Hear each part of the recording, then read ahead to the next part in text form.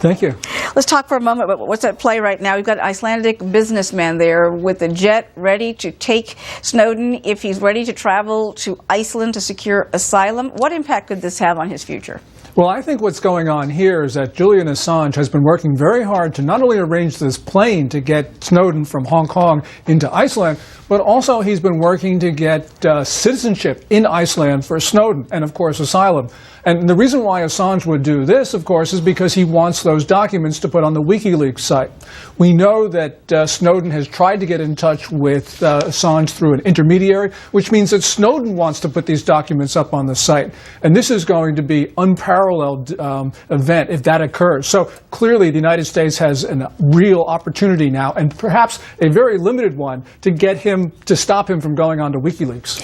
We've got an interesting cast of characters here, because certainly we've got Julian Assange, who is holed up at the Ecuadorian embassy in London, right, where he is staying because he has been charged with sexual assault. He's trying to avoid having to go back to his home country of Sweden.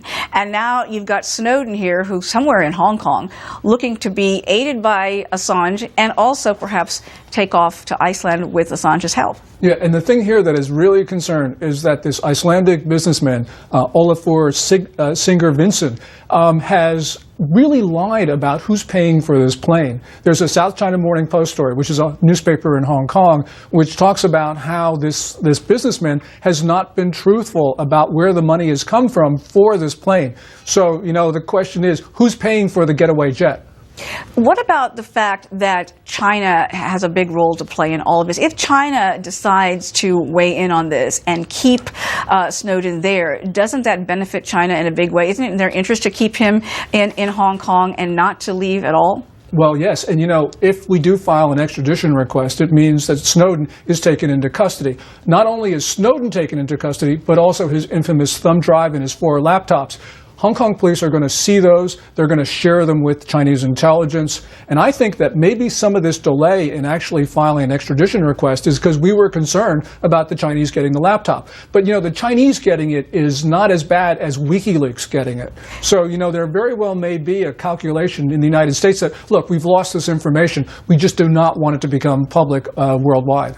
So if he does go to Iceland, there's nothing the United States can do in terms of taking drastic measures to get him out of that country? It would be very difficult because we do have an extradition treaty with Iceland, but in the history of this agreement, there has been no American citizen who has been extradited by Iceland.